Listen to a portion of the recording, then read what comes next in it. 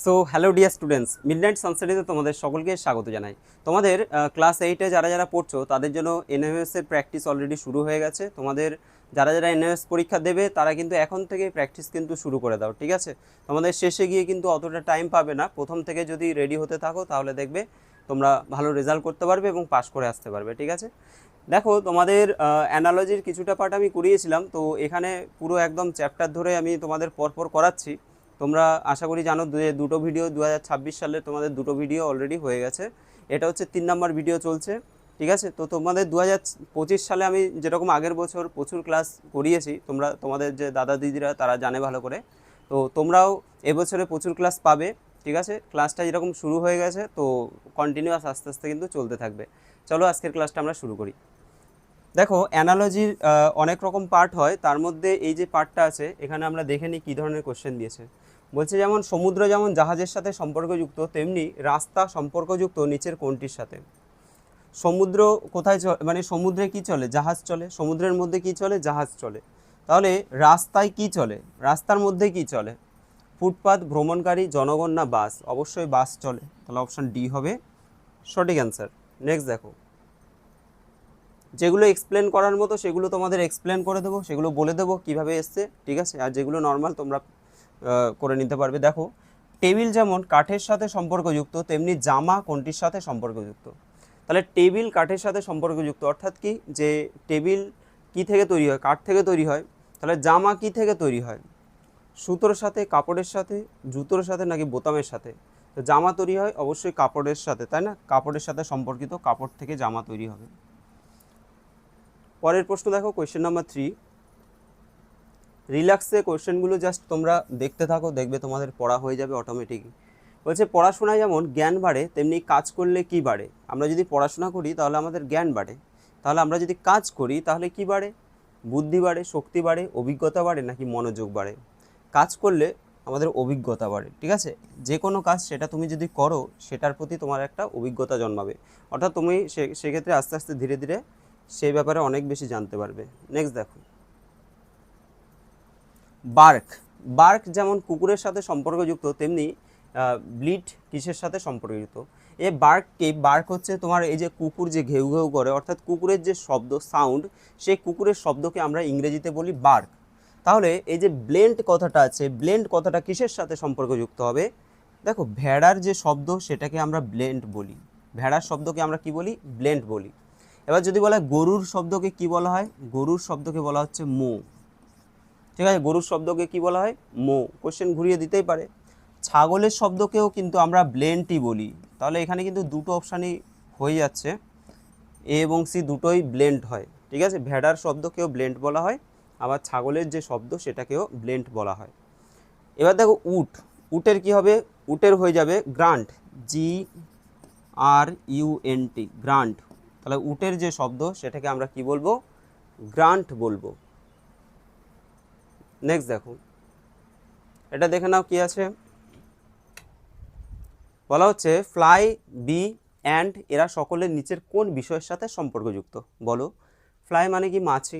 B মানে হচ্ছে মৌমাছি। অ্যান্ড মানে পিঁপড়ে। এগুলো সবগুলোই পতঙ্গ, তাই না? সবগুলো হচ্ছে পতঙ্গ। সহজ প্রশ্ন, বেশি সময় নিয়ে লাভ নেই। নেক্সট দেখো, কেরোসিন, পেট্রোল, ডিজেল এগুলি সবগুলোই কোন বিষয়ের সাথে সম্পর্কযুক্ত? এগুলো সবগুলো কি? কয়লা, জ্বালানি, ইঞ্জিন, নাকি কাঠ? কী হবে? জ্বালানি, তাই না? কেরোসিন, পেট্রোল, ডিজেল এগুলো হচ্ছে জ্বালানি। কোয়েশ্চেন নাম্বার 7 দেখো, এরোপ্লেন, ট্রেন, ট্রাক এদের সকলেই নিচের যে বিষয়ের সাথে সম্পর্কযুক্ত? এরোপ্লেন, ট্রেন আর ট্রাক পরিবহন, পরিচালন, গতি, নাকি চাকা? কিসের সাথে সম্পর্কযুক্ত? অবশ্যই পরিবহন, তাই না? এগুলো করে আমরা ট্রাভেল করি, এক জায়গা থেকে আরেক জায়গায় আমরা যাই। নেক্সট দেখো, আপেল, আঙুর, কমলালেবু নিচের এগুলির সবই নিচের যে বিষয়ের সাথে সম্পর্কযুক্ত, তো এগুলো কি? ফল। নেক্সট দেখো, এই কোশ্চেনটা একটু ভালো করে দেখতে হবে। দেখো, পশ্চিমবঙ্গের সাথে কলকাতার যা সম্পর্ক, তাহলে হিমাচল প্রদেশের সাথে কোনটার সম্পর্ক? পশ্চিমবঙ্গে আমরা জানি যে পশ্চিমবঙ্গের যে রাজধানী সেটা হচ্ছে কলকাতা, ঠিক আছে? তাহলে হিমাচল প্রদেশের রাজধানী কি? হিমাচল প্রদেশের রাজধানী হচ্ছে সিমলা। অ্যান্সার হবে অপশান বি। এবার বাকি যে অপশানগুলো আছে সেগুলো আমরা একটু জেনে নিই। যেমন দেরাদুন, দেরাদুন কার রাজধানী? দেরাদুন হচ্ছে উত্তরাখণ্ড, উত্তরাখণ্ড, উত্তরাখণ্ডের রাজধানী। চণ্ডীগড় কার কার রাজধানী? চণ্ডীগড় হচ্ছে পাঞ্জাব, পাঞ্জাব এর সাথে সাথে আবার হরিয়ানা, ঠিক আছে, দুটোরই রাজধানী হচ্ছে চণ্ডীগড়, হরিয়ানা। লখনৌ কার রাজধানী? লখনৌ হচ্ছে উত্তরপ্রদেশ, ইউপি, ঠিক আছে, লখনৌ হচ্ছে উত্তরপ্রদেশের রাজধানী। নেক্সট দেখো, কোয়েশ্চেন নাম্বার 10 বলছে যে স্কারভি যদি ভিটামিন সি এর সাথে সম্পর্কযুক্ত হয় তাহলে রাতকানা কার সাথে সম্পর্কযুক্ত হবে? স্কারভি যে রোগটা হয় সেটা হচ্ছে ভিটামিন সি এর অভাবে হয়। ভিটামিন সি এর অভাবে কি হয়? স্কারভি রোগ হয়। আর ভিটামিন কার অভাবে রাতকানা হয়? ভিটামিন এ এর অভাবে হচ্ছে রাতকানা, ঠিক আছে, ভিটামিন এ এর অভাবে কি হয়? রাতকানা রোগ হয়। এবার যে অপশানগুলো আছে আমরা যদি একটু দেখে নিই, যে ভিটামিন ডি এর অভাবে মানুষের দেহে কী রোগ দেখা যায়? শিশুদের ক্ষেত্রে রিকেট দেখা যায়, শিশুদের ক্ষেত্রে কি দেখা যায়? রিকেট। আর বড়দের ক্ষেত্রে দেখা যায় অস্টিওম্যালেশিয়া, অস্টিওম্যালেশিয়া। আরও একটা দেখা যায় সেটা হচ্ছে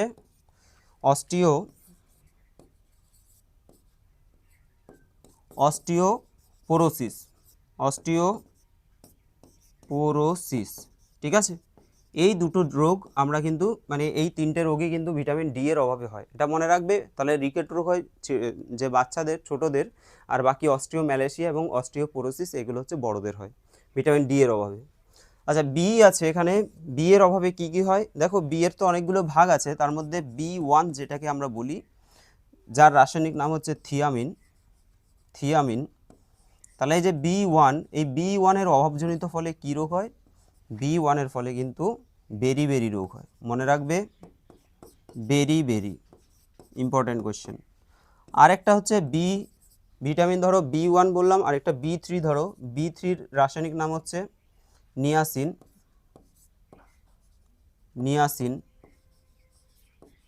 ঠিক আছে, দন্তস্ব, এটা নিয়াসিন, দন্তস্বসি দন্তন্য হবে, নিয়াসিন। আচ্ছা, এবার এই যে B3 যেটা রয়েছে, B3-র অভাবে আমাদের কী রোগ হয়? সেটা হচ্ছে পেলেগ্রা হয়। কি হয়? পেলেগ্রা। তাহলে এই দুটো মাথায় রাখতে হবে। একটা হচ্ছে B1 এর অভাবে হচ্ছে বেরি রোগ হয়, B1 এর রাসায়নিক নাম হচ্ছে থিয়ামিন। আর B3 যেটা, সেটা হচ্ছে রাসায়নিক নাম হচ্ছে নিয়াসিন, এবং সেটার অভাবে কিন্তু পেলেগ্রা রোগ হয়। হয়ে গেল বি। এবার আছে দেখো ভিটামিন এ এর অভাবে তো রাতকানা বলেই দিলাম। আর ভিটামিন সি এর অভাবে কি হয়? স্কারবি রোগ হয়, দাঁতের প্রবলেম। এ দেখো দাঁতের মাড়ি দিয়ে রক্ত পড়ে, সেটাকে স্কারবি বলা হয়। নেক্সট দেখো, কোয়েশ্চেন নাম্বার 11-এ চলে যাচ্ছি আমরা। ব্যাকটেরিয়া ব্যারোমিটার যদি টরেসেলির সাথে সম্পর্কযুক্ত হয় তাহলে ইলেকট্রিক ল্যাম্প কার সাথে সম্পর্কযুক্ত হবে? দেখো এই যে ব্যারোমিটার, সেটা কে আবিষ্কার করেন? বিজ্ঞানী টরেসেলি তিনি ব্যারোমিটার আবিষ্কার করেন। তাহলে এই যে ইলেকট্রিক ল্যাম্প, এটা কে আবিষ্কার করেন? ইলেকট্রিক ল্যাম্প আবিষ্কার করেন স্যার আলভা এডিসন, ঠিক আছে, স্যার আলভা এডিসন, অর্থাৎ এডিসন।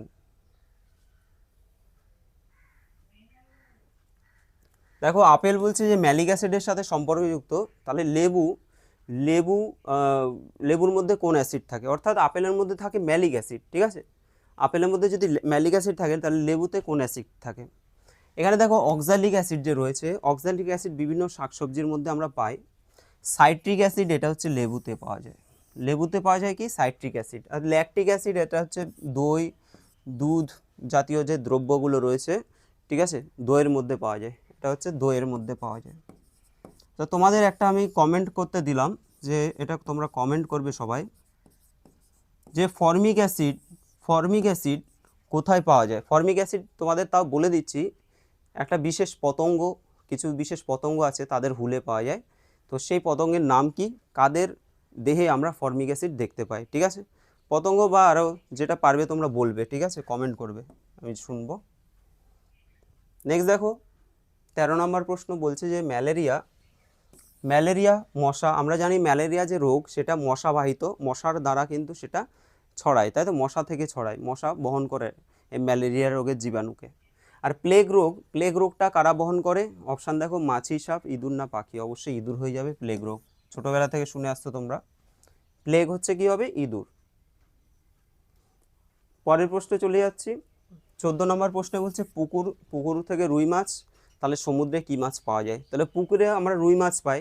এবার দেখো শিঙ্গি মাছ কোথায় পাই? শিঙ্গি মাছ তো পুকুরেই পাওয়া যায়, কাতলাও পুকুরে পাওয়া যায়, মৃগেলও পুকুরে পাওয়া যায়, শঙ্কর মাছটা হচ্ছে তোমার সমুদ্রে পাওয়া যায়। তাহলে পুকুর যদি রুই মাছ হয়, সমুদ্র হবে শঙ্কর মাছ। নেক্সট দেখো কোয়েশ্চেন নাম্বার 15, খাদ্য থেকে আমরা শক্তি পাই, পড়াশোনা করলে আমরা কি পাই? খাদ্য, যখন আমরা খাবার খাই সেখান থেকে আমরা শক্তি পাই, তাহলে পড়াশোনা করলে কি হয়? আয় বৃদ্ধি, সাফল্য, বিদেশ যাত্রা নাকি জ্ঞান অর্জন হয়? দেখো পড়াশোনা করলে আয় বৃদ্ধি এটা আমরা বলতে পারি না, কেউ পড়াশোনা করে বেকার বসে আছে, তাহলে আয় কী করে বৃদ্ধি হবে? সাফল্য যে হতেই হবে বা নাও হতে পারে, সে যদি বসে থাকে পড়াশোনা করলো দিয়ে বাড়িতে বসে আছে, তাহলে কি সাফল্যতা পাবে? পাবে না। বিদেশ যাত্রা, জ্ঞান, মোট কথা আমাদের পড়াশোনা করলে আমাদের কিন্তু জ্ঞান অর্জন হবেই হবে, যেটা কেউ চুরি করতে পারবে না। ঠিক আছে, তোমার যে নলেজ, তোমার যে জ্ঞান, সেটা কেউ চুরি করতে পারবে না। তোমার সোনা দানা চুরি করতে পারে, তোমার বাড়িঘরের কিছু চুরি করতে পারে, কিন্তু তোমার মধ্যে যে জ্ঞান রয়েছে সেটা কি কেউ চুরি করতে পারবে? সেটা কেউ চুরি করতে পারবে না। আরেকটা জিনিস হচ্ছে জ্ঞান, আমরা যদি জ্ঞান অর্জন তো আমাদের করতে হয়, আবার আমাদের জ্ঞানটাকে ছড়িয়ে দিতে হয়, সবার মাঝে জ্ঞানটাকে ছড়িয়ে দিতে হয়। ঠিক আছে, তাই বললে সবাইকে আবার জ্ঞান ছড়িয়ে বেরিয়েও না, তাহলে অসুবিধা হয়ে যাবে। মানে কি, তুমি যদি জ্ঞানকে দান করো তাহলে কিন্তু তোমার মধ্যে সেই জ্ঞানটা বাড়বে। ঠিক আছে, জ্ঞান হচ্ছে এমন একটা জিনিস। নেক্সট দেখো কোয়েশ্চেন নাম্বার 16, বলছে যে জল হচ্ছে যৌগ, জলকে বলছে যৌগ, তাহলে হাইড্রোজেনকে কি বলবো? যৌগ, অধাতু, ধাতু না মৌল? দেখো যৌগ মৌলের মধ্যে পার্থক্য কি? যৌগ যেমন ধরো H2O, এখানে কি হচ্ছে? হাইড্রোজেন আর অক্সিজেন, হাইড্রোজেন এবং অক্সিজেন দুটো মিশে তারপরে একটা যৌগ তৈরি হয়।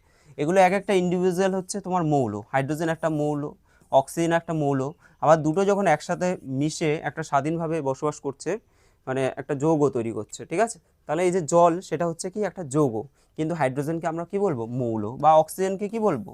সেটাকে আমরা মৌল বলবো। চলো নেক্সট 17 নম্বর, ঝরিয়া হচ্ছে কয়লা, তাহলে জামশেদপুর কি হবে? দেখো এই ঝরিয়াটা হচ্ছে কয়লা খনির জন্য বিখ্যাত কয়লা খনি ঝরিয়া। জামশেদপুর কিসের জন্য বিখ্যাত? অভ্র, লোহা, ইস্পাত নাকি অ্যালুমিনিয়াম? তো জামশেদপুর হচ্ছে ইস্পাত কারখানা রয়েছে, জামশেদপুরে কি আছে? ইস্পাত কারখানা রয়েছে। ঠিক আছে, নেক্সট দেখো খুব সুন্দর একটা প্রশ্ন দিয়েছে। 56 থেকে আমাদের দিয়েছে 3136, তাহলে 49 থেকে কত হবে? 56 থেকে কিভাবে 3136 আসতে পারে? 3136 কিভাবে আসতে পারে? তুমি বুঝতেই পারছো যে 6 6 কত হয়? 36, অর্থাৎ 56 যদি আমরা স্কোয়ার করি বা 56 সাথে 56 গুণ করি তাহলে কত আসে দেখে নাও। 56, এটা ডাইরেক্টও স্কোয়ার করা যায়, বা 56 সাথে 56 তোমরা গুণও করতে পারো। আমি ডাইরেক্ট করছি, 6 6 36, 6 হাতে আছে 3, 5 6 30 দুগুণে 60, 60 আর 3 63, 3 হাতে আছে 6, আবার 5 5 25 আর 6 হচ্ছে 31, অর্থাৎ 3136 হয়ে যাচ্ছে। তাহলে বুঝতেই পারছো 56 স্কোয়ার করলে কত হবে? 3136।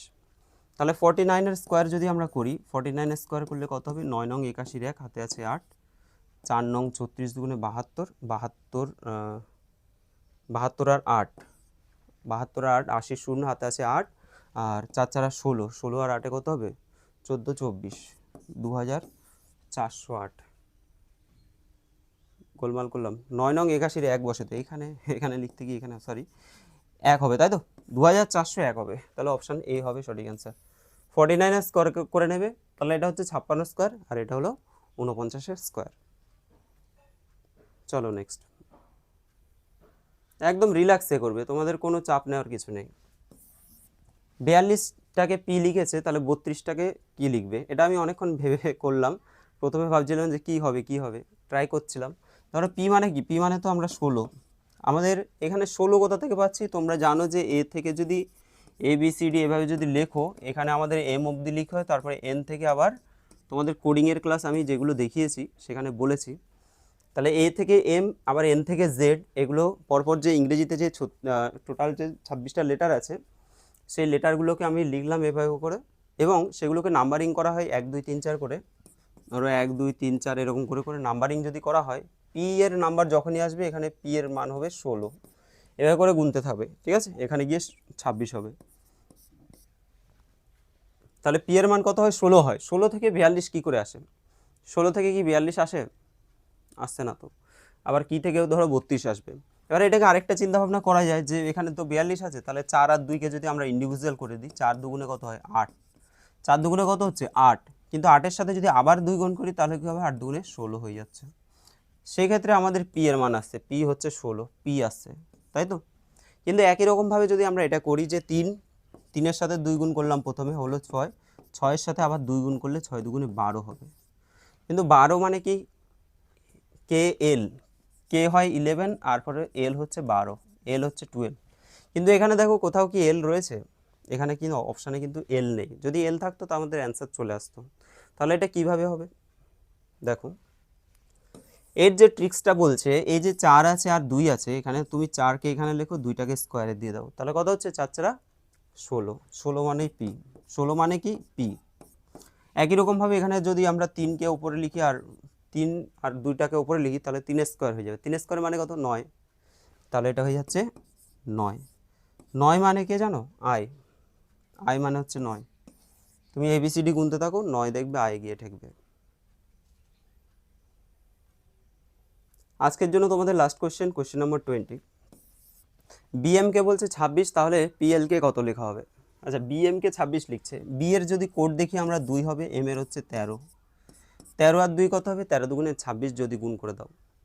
পি এর কোড কত হবে বলেছি? 16, আর হচ্ছে এল এর মানে হচ্ছে কে এল মানে হচ্ছে 12, ঠিক আছে। পি হচ্ছে 16 আর এল হচ্ছে কোড কত? 12। এখানে আমরা দেখলাম যে কোডগুলো বসিয়ে গুণ করলে আমাদের 26 চলে আসছে।